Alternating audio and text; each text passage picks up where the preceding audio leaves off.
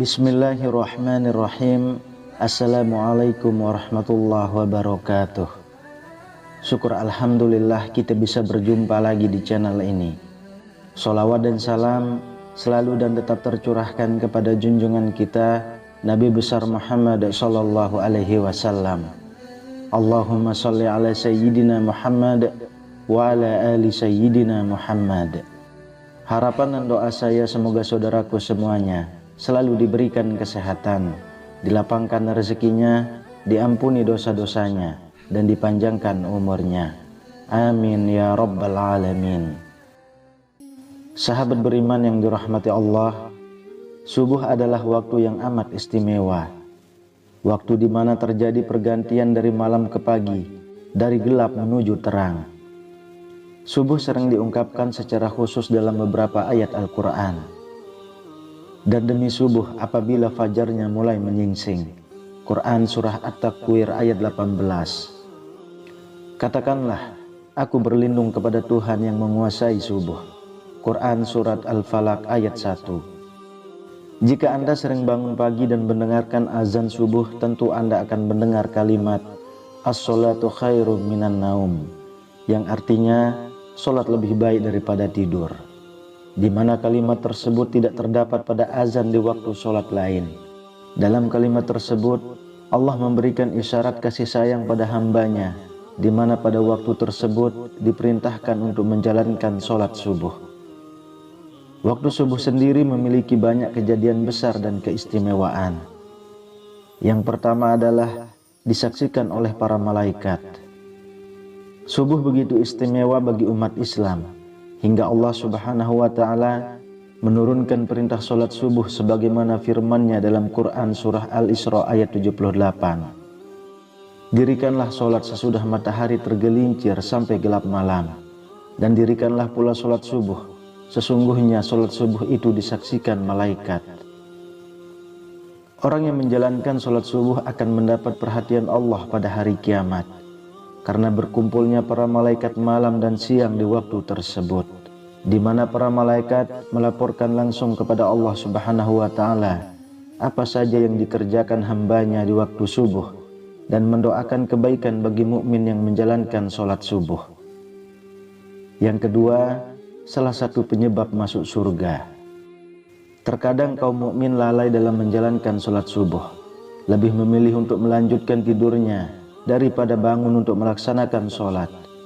Orang yang menjalankan sholat subuh tepat waktu, baginya akan menjadi jalan masuk surga. Dalam sebuah hadis mengatakan, barang siapa yang mengerjakan sholat bardain, yaitu subuh dan asar, maka dia akan masuk surga. Hadis riwayat Bukhari dan Muslim. Yang ketiga, salah satu penghalang masuk neraka. Sholat subuh yang memiliki jumlah rakaat paling sedikit dibanding sholat wajib lainnya, terkadang menjadi sholat terberat bagi sebagian umat muslim. Bagi yang menjalankan sholat subuh, baginya dapat menjadi penghalang masuk neraka, seperti yang disampaikan dalam hadis berikut. Sekali-kali tidak akan masuk neraka orang yang mengerjakan sholat sebelum matahari terbit di ufuk timur. Hadis riwayat Muslim dan Abu Daud. Yang keempat, berada dalam jaminan Allah. Barang siapa sholat subuh maka dia berada dalam jaminan Allah. Hadis riwayat Muslim. Orang yang menjalankan sholat subuh mendapat jaminan keselamatan dari Allah. Allah akan memberikan perlindungan sepanjang hari tersebut, membuat hari menjadi lebih bersemangat dan terhindar dari rasa malas. Yang kelima, pahala seperti sholat satu malam. Bagi yang menjalankan sholat subuh berjamaah, Allah memberikan keistimewaan berupa pahala, seolah-olah orang tersebut menjalankan sholat sepanjang malam. Dan barang siapa yang sholat subuh berjamaah, maka seolah-olah dia sholat seluruh malamnya. Hadis riwayat Muslim. Yang keenam, bercahaya di hari kiamat. Bekas wudhu dan langkah kaki orang yang menjalankan sholat subuh berjamaah akan menjadi cahaya di hari kiamat menurut Islam. Kelak itu akan membedakan dengan umat lainnya dan menjadi jalan mendapat syafaat Nabi Muhammad SAW. Seperti sabda Rasulullah SAW, "Berikanlah kabar gembira kepada orang yang banyak berjalan dalam kegelapan, yaitu Isya dan subuh, menuju masjid, dengan cahaya yang sangat terang pada hari kiamat kelak." Hadis riwayat Ibnu Majah dan Tirmizi. Yang ketujuh, lebih baik dari dunia dan isinya. Sholat subuh dianggap sebagai amalan yang kebaikannya melebihi dunia beserta isinya. 2 rakaat sholat subuh itu lebih baik dari dunia beserta isinya. Hadis riwayat Muslim dan Ahmad. Yang kedelapan, melepaskan 3 ikatan setan. Setan senantiasa menjerumuskan manusia untuk menjauhi perintah Allah. Sholat subuh dapat melepaskan diri dari tipu daya setan. Setan membuat 3 ikatan di tengkuk salah seorang dari kalian ketika tidur. Di setiap ikatan, setan akan mengatakan, "Malam masih panjang, tidurlah." Jika dia bangun dan berzikir kepada Allah, lepaslah 1 ikatan. Jika dia berwudu, lepas lagi 1 ikatan. Jika dia kemudian mengerjakan sholat, lepaslah ikatan yang terakhir. Yang kesembilan, terhindar dari kencing setan. Setan senantiasa punya cara untuk menyesatkan manusia. Mereka tidak pernah lelah menggoda manusia dari segala penjuru. Mereka melakukan tindakan agar manusia menghindari perbuatan-perbuatan yang baik. Dalam sebuah hadis riwayat Al-Bukhari dan Muslim, Ibnu Mas'ud radhiyallahu anhu mengatakan bahwa salah satu tindakan setan yang menyesatkan ialah mengencingi manusia. Orang-orang yang bangun kesiangan hingga lalai dalam menjalankan sholat subuh. Disebutkan kepada Nabi Muhammad SAW, ada seorang laki-laki yang tidur semalaman hingga waktu pagi dan kehilangan waktu subuh. Maka Rasulullah SAW bersabda, laki-laki itu telah dikencingi setan pada telinganya. Agar terhindar dari hal tersebut, manusia sudah selayaknya bangun di awal waktu subuh dan menjalankan sholat subuh tepat waktu. Yang ke-10, waktu terkabulnya doa. Pada waktu subuh, malaikat siang dan malam berkumpul. Barang siapa yang menjalankan sholat subuh dan memohon doa, akan didoakan oleh seluruh malaikat dan disampaikan langsung kepada Allah Subhanahu wa Ta'ala. Manfaat doa dalam Islam pada kondisi seperti ini memang mustajab. Pada waktu itu adalah tersebarnya rahmat, banyak permintaan yang diberi dan dikabulkan, dan juga nikmat semakin sempurna kala itu. Hadis riwayat Muslim.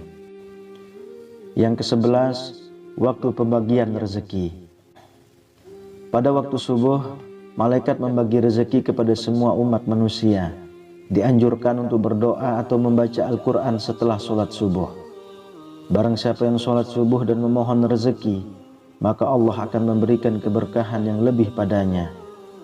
Rasulullah SAW bersabda, seusai sholat subuh, janganlah kamu tidur sehingga melalaikan kamu untuk mencari rezeki.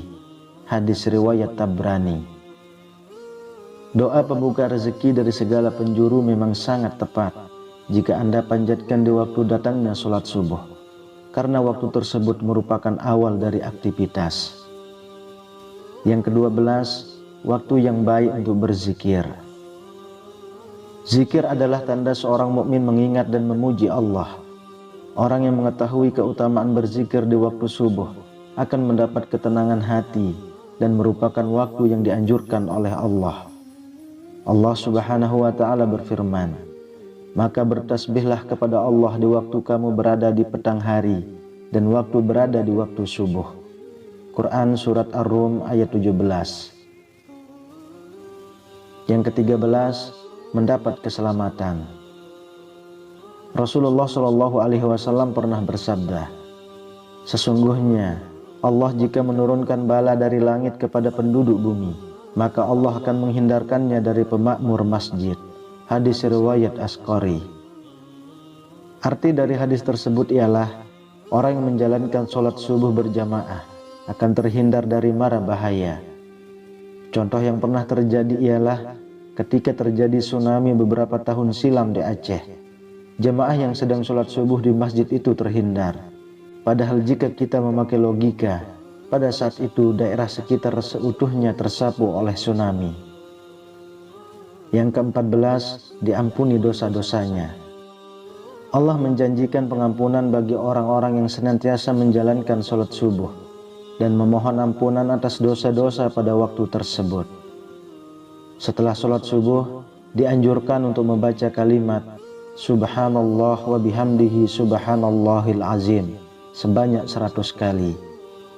Rasulullah Shallallahu Alaihi Wasallam bersabda, barang siapa mengucapkan Subhanallah wa bihamdihi subhanallahil azim 100 kali dalam sehari, ia akan diampuni segala dosa-dosanya, sekalipun dosanya itu sebanyak buih di lautan.